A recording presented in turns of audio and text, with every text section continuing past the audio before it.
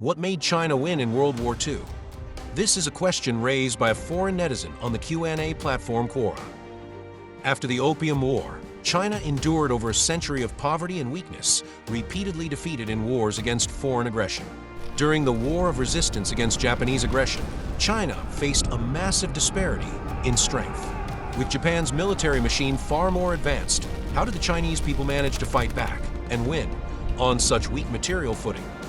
A netizen who lives in Hong Kong summed it up in one line: the Chinese people being so resilient. The Chinese people being so resilient. Japan could only win a quick war anyway, after being long drawn out, and China so large, people so determined, it was only a matter of time. 一个人受到混击，全部双子营长、下至当兵的全部牺牲了，还救一个兵，就他这个轻机枪一个人，他打退日本鬼子3次进攻，就这么一个兵，临死的时候，他还是认真就业，比他作业标兵形式手扣的这个轻机枪的扳机，还这个打4不灭国。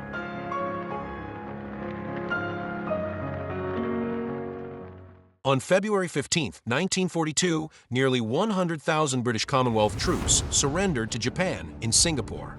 On April 9th, 75,000 U.S. and Filipino troops surrendered in the Philippines. Japanese fascism had reached its peak. Yet in that darkest hour, China never gave up. An American netizen wrote simply, "Survive, keep fighting." He added, both the Kuomintang and the Communist Party of China decided to resist the Japanese aggressors, not only to show the Japanese Empire that China's vast land couldn't be subdued, but also that China's people would never give in. And it wasn't just the KMT and CPC. Ethnic minorities across China also joined the resistance. In northeast China, ethnic minorities like Manchu, Korean, Mongolian, and Hui formed a range of volunteer forces to resist Japanese aggression. As the war escalated into a full-scale resistance, even more ethnic minorities joined the effort. In Xinjiang, which had fewer than 5 million people at the time, over 500,000 mobilized laborers built under extreme conditions a 1,500-kilometer lifeline highway from Korgos to Xinxia in just 35 days, keeping international supply routes open.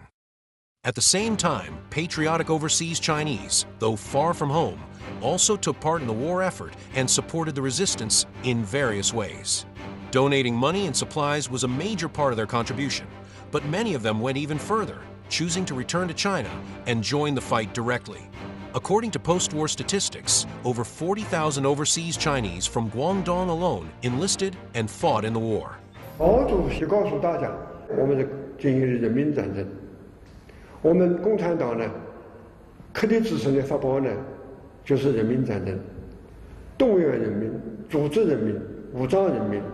In the CPC-led resistance basis, almost everyone, regardless of gender and age, took part in every kind of resistance activity, carrying improvised stretchers, tending the wounded, standing guard, delivering supplies, sewing clothes and making shoes, and serving as couriers.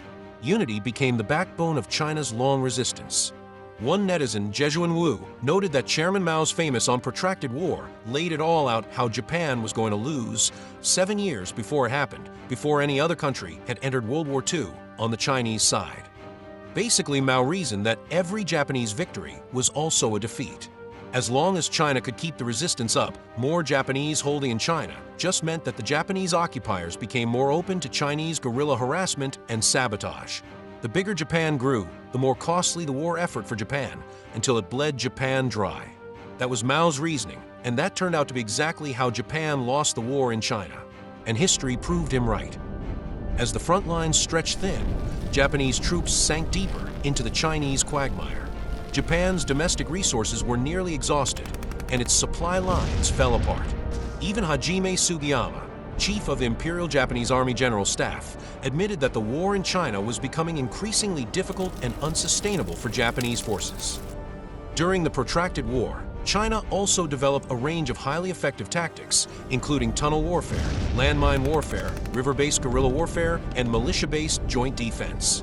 These strategies not only proved deadly against the enemy, but also created a uniquely Chinese mode of warfare on the main eastern battlefield of the global fight against fascism. American netizen Doug Hensley said another permanent factor working in favor of the Chinese is that their allies, the Soviet Union and the United States and the British Empire, were far more powerful than Japan's only real ally, Germany. From December 1937 to the end of 1941, more than 2,000 Soviet airmen came to China. Over 700 of them took part in 25 combat operations, flying more than 1,000 sorties and shooting down over 500 Japanese aircraft. More than 200 Soviet Air Force volunteers gave their lives heroically in the fight. 库里申科，空军少校大队长，1939年春，受苏联政府派遣来华援助抗日。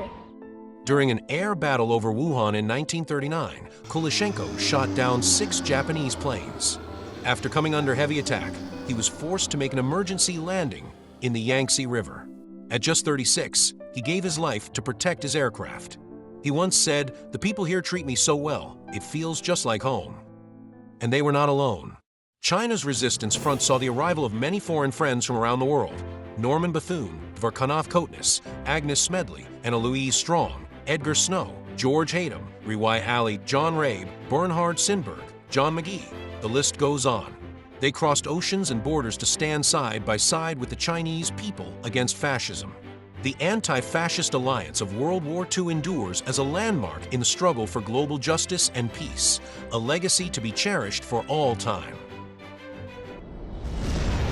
Over 14 years of resistance, China prevailed not through superior arms, but through the power of its spirit, patriotism, national integrity, heroism, unshakable faith. What do you believe was the most crucial factor behind China's victory? Welcome your perspectives in the comments. Eternal glory to our martyred heroes.